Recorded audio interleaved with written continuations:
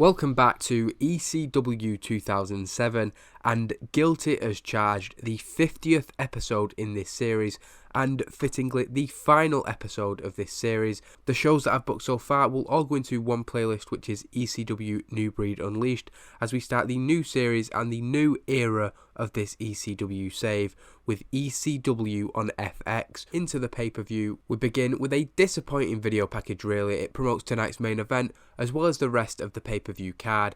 Tonight, CM Punk will walk in as ECW World Champion and Rhino will walk in as Television Champion. The two men who won their titles at the previous pay-per-view November to Remember will face off in a winner-takes-all match at the Broome County Memorial Arena, with the victorious competitor heading into ECW's debut on FX as the dual champion of ECW.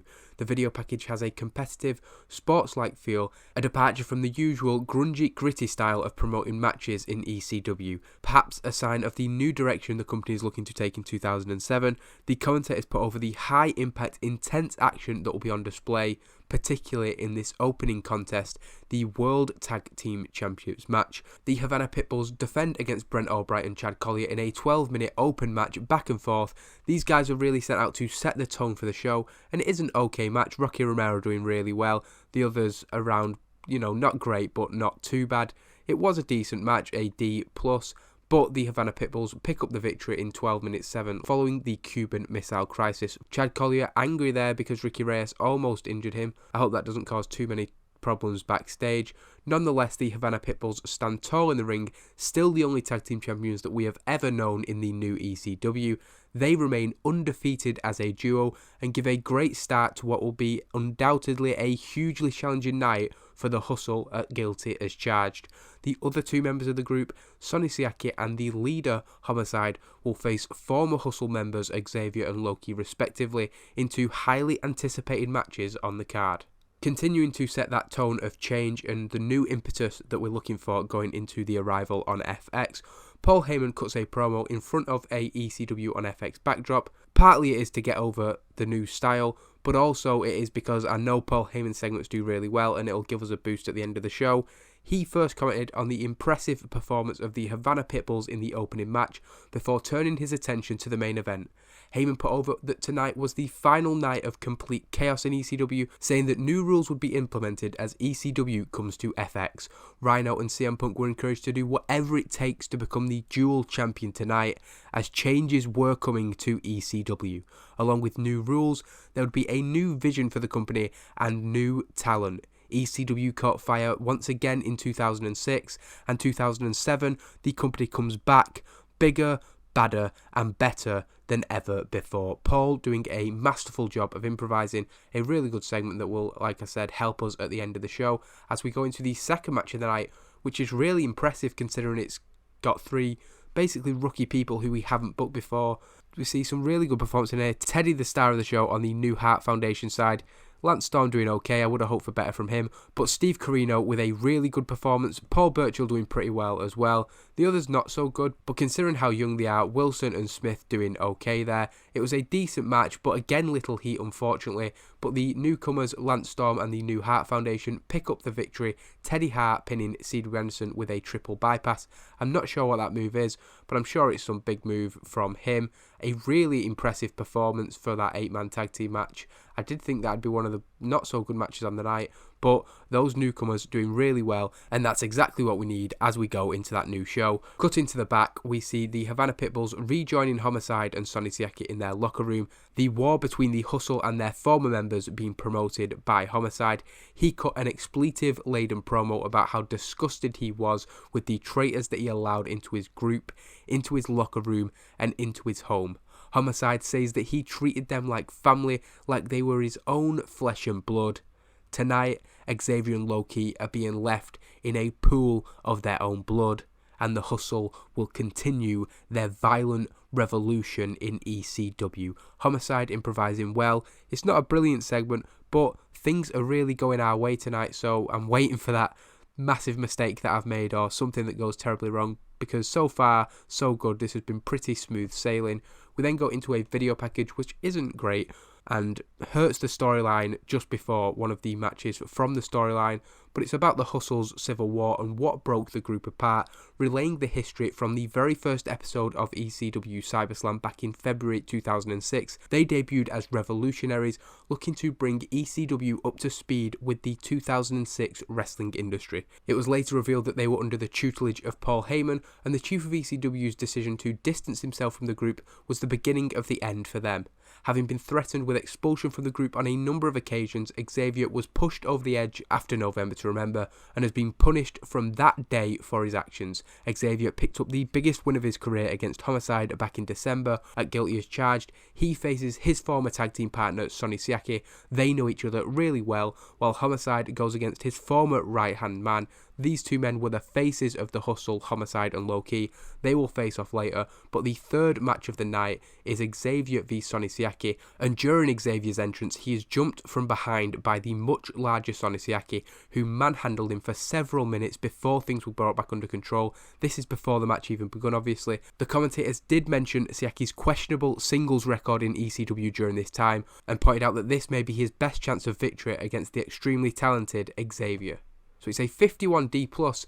Again, that is better than I expected. I mean, people may be raising the game because we're on pay-per-view. It had subpar wrestling and little heat, but a D+ 51, considering what Siaki normally gets, he gets a 34, which isn't brilliant. I know that's basically where he is. Sometimes he does drop into 20s, but Xavier with a 58, a very good performance considering he's facing Sonny Siaki. Definitely seen some development within the roster.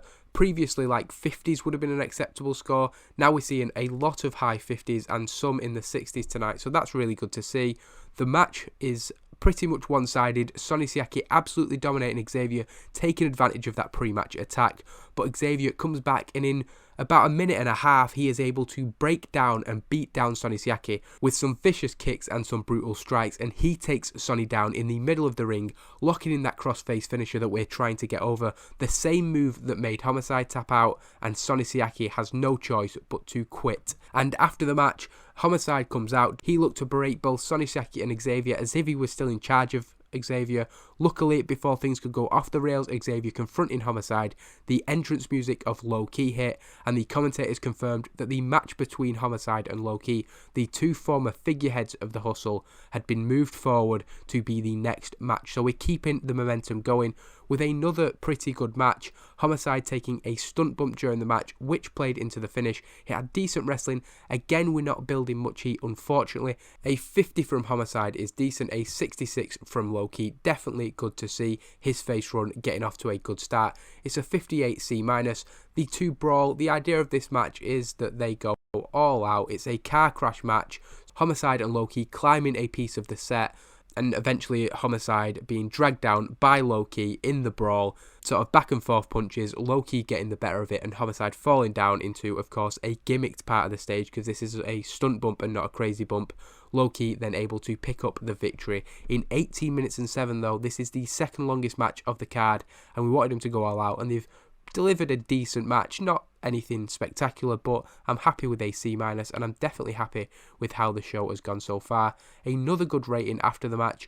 Loki stands tall in victory following the chaotic match. Homicide was completely motionless. A terrible night for the Hustle concluding despite the successful tag team titles defense. Loki seems to be in no mood to celebrate, however, leaving fairly quickly after the match. Even he couldn't revel in the fact that Homicide was in such a bad condition. The commentators suggested that they couldn't quite believe it had come to this. Looking back even 3 months ago, you would never have believed that Loki and Homicide would be tearing the shit out of each other on pay-per-view. Like I said before about continuing the momentum, we want the pay-per-view to feel like it's always moving forward, and the Havana Pitbulls standing beside their group's leader as he was led out the building in the back, sees them confronted by Trent Acid and Johnny Cashmere, who were making their entrance for the match. We're trying to make it feel like it's a continuous thing. We went from Sonny Siaki v Xavier straight into Loki v Homicide, and now this segment serves as the transition between the next tag team match. The commentator suggesting that Acid and Cashmere had revenge on the Hustle on their mind after they put Acid out of action for almost 6 months. First, however, they would have to face Little Guido and Chuck Palumbo in this match. A decent wrestling match, but again, little heat. I absolutely no ability to build heat, but the FBI defeating Acid and Cashmere in 10 minutes 17, Chuck Palumbo defeating Trent Acid with a full throttle, which is done to a table on the outside. Johnny Cashmere and Trent Acid with great chemistry, Little Guido doing very well, Cashmere doing well, Trent Acid the worst of the bunch, but still pretty similar ratings for everybody, and it's a decent match. The worry is that Trent Acid hasn't overcome the issues that plagued him and that sent him to rehab in the first place. That's why they lost, really. I wasn't sure which way to go with this, because I do like Acid and Cashmere as a tag team, but there's a chance now that when I click next segment, we are going to get that note about Trent Acid, and I couldn't risk them picking up a win over a newly established team only for me to have to fire him, which is what I think I'll have to do if his issues are flaring up again. And yeah, it's pretty clear that he was wasted on drugs. That is disappointing. I'm not 100% sure what I'm going to do with that. I'll deal with that post-show, obviously. But it's really disappointing that we've waited all that time for him to come back and he's still having those issues. It does feel a shame to release him and fire him. Again, it is something that I'll have to come to later. After the match, Guido and Palumbo stand tall, picking up their first win in their first match as a tag team. Acid left in the rubble of a table after the match. If that is his last appearance for the company, that is at least something we can write him off with, the fact that he was put through a table in his last ever segment. We then get an interview ahead of the biggest match in ECW history. I've put the new ECW history, but I'm thinking we can build this as the biggest match in ECW history. And Rhino cuts a different figure to his usual pre-match demeanour, which is usually intense and fired up and punching the walls. Instead, there's a calm confidence to how he speaks. He tells Jade that ECW is coming to FX, but guilty as charged is more important to him tonight. 6 years ago, at this very same event, the event of the same name, he became the ECW World Television Champion and the ECW World Champion. He was set to lead ECW into a new era, but instead, ECW closed its doors soon after that event. Tonight, Rhino is righting a wrong and ensuring that justice prevails once and for all. CM Punk had those titles under false pretenses on both occasions, and now Rhino is taking it back. Paul Heyman has said that the two men involved need to do whatever it takes to leave as the dual champion, and he's going to do just that. Disappointing to see Rhino struggling when going off script, but we do have a Punk promo that I think can bring the storyline back up to the heat that we want it to be, so not too bothered about that. A video package puts over the history between Raven and Tommy Dreamer ahead of what is being promoted as the final chapter in their story at Guilty as Charged. And there's the reason why it's the last match between them. A 37D-, considerably the worst match on the card. Raven with a 30, which I think is also the worst performance on the card. Tommy Dreamer with a acceptable 48, but again not great. It's a poor match according to the description. They two brawl around ringside like Homicide and Loki had, albeit not going up the stage. During the match, a scruffy hooded man, that's all he's described as, that's all we see on screen. I'm using Devon Storm, the local talent for this at the minute. To be honest, I've not 100% thought it through fully, that I'm not definitely sure who it's going to be. I do have some options. It could be Devon Storm, it could be somebody else. He throws a liquid substance into the face of Tommy Dreamer, which blinds him temporarily. Raven is able to hit the Raven Effect DDT and pick up the victory in the final match between Tommy Dreamer and Raven. If I ever try and do this match again, somebody, not shoot me, but warn me. Raven sat beside Tommy Dreamer, resting his rival's head on his lap. Following the victory, Raven was bloody but had a sinister smile on his face. The commentators questioned who the man who threw that substance into Tommy Dreamer's eyes was, but we couldn't find out as he'd left the ringside area and the commentators sent over to the back. CM Punk is interviewed then in a better segment than Rhino's before. Punk is joined by Allison Danger during the interview. He puts over the importance of the main event, but he is confronted by Steve Corino before he can get into it too much, who asks Allison what she is doing here tonight. Corino forbids Allison from going to ringside with Punk and demands that Punk tells her that. Punk says that she wasn't going to be at ringside anyway, but that was Allison's choice, not Corino's and not Punk's. Steve Corino commanded Allison to stay in the back during the match and warned Punk that if anything happened to his sister, it wouldn't be titles that Punk would have to worry about, but a murderous older brother. Steve Corino then stormed off, CM Punk shaking his head, annoyed that his interview had been cut off, and pissed off that Steve Corino is once again laying the law down to him. Corino improvising well during that segment. No note on CM Punk, so if Punk would have improvised better, it probably would have been a B- segment, but definitely adding heat to the storylines, and that is good to see. Out of that, we move into the big video package for the main event. The commentators introducing footage from Rhino's previous victories at Guilty as Charged when he became the dual champion at the 2001 event. He was going to lead ECW into their new era as the double champion. Tonight, of course, he has the chance to do that, and that has been his mission since he came back to ECW to regain the titles he never lost. He is one match away from achieving that goal. CM Punk stands in his way, however, perhaps the rising star, the biggest new name in ECW to come out of 2006 in what is billed as the most important match in ECW history. After the match, one man will hold both the World Championship and the World Television Championship, and they will lead ECW into their new home on FX. As the commentators tune up to send over to the introductions for the main event, they hear that cameras have spotted somebody in the back entering the office of Paul Heyman. Heyman had been busy all night. We'd only seen him for that promo earlier, but when the door was open, he was seen to be in deep discussion with a suited man. He had brown hair, but that's all we could see as he had his back to the camera. When he turned around, seemingly unaware that he was being recorded, William Regal was seen to be the man talking with Paul Heyman, and as he walked out of the room, he pushed the camera out of his face. He obviously didn't want to be seen. Joey Styles and Taz spoke over the footage, wondering what the hell William Regal was doing in ECW, somebody they never thought they would see in the land of Extreme. Whatever he said to Paul Heyman had left a mark, with the chief of ECW looking deep in contemplation as attention turned back to the pay-per-view main event. The main event is good wrestling, decent reaction from the crowd, but it doesn't feel main event to me. I feel like we can get those matches on Cyber Slams. I've billed this as the biggest match in company history, and it's not really delivered to that level. CM Punk with a 74, Rhino with a 63. It's an evenly contested match up to a point, weapons getting involved, but CM Punk really just wants to wrestle Rhino. A table gets set up on the outside, but Punk brings it back to the ring and sets up for an elbow drop to Rhino, who is down. He gets crotched as Rhino gets back up, and Punk comes off the ropes and gets caught up in the top and middle ropes. Rhino then sets him up like the Andre spot where he's trapped in the ropes and can't escape. Rhino smirks. He's got an idea. He is going to get a steel chair and he is going to crack the skull of CM Punk. When Rhino is on the outside, Allison Danger runs down against the orders of Steve Corino, against the orders of her big brother. She grabs the chair and takes it from Rhino, but this is a really bad move for her. Rhino grabs her by the hair, pulls her up onto the apron and hits a pile driver from the apron through the table that had been previously set up. The commentators, of course, shocked and disgusted. Punk can only watch. He is tied up as his girlfriend is put through the table. Punk's rage eventually sees him break free of the ropes, and he goes after Rhino, who is on the outside on the apron. The two then brawl, one on the inside of the ring, one on the outside. Punk grabs Rhino and drags him into the ring. There's a scuffle. During that, CM Punk is unable to see that somebody has jumped the guardrail, but Rhino pushes CM Punk across the ring, and he turns into a kick to the gut from Jerry Lynn. Jerry Lynn is back in ECW, and he hits a cradle pile driver to CM Punk.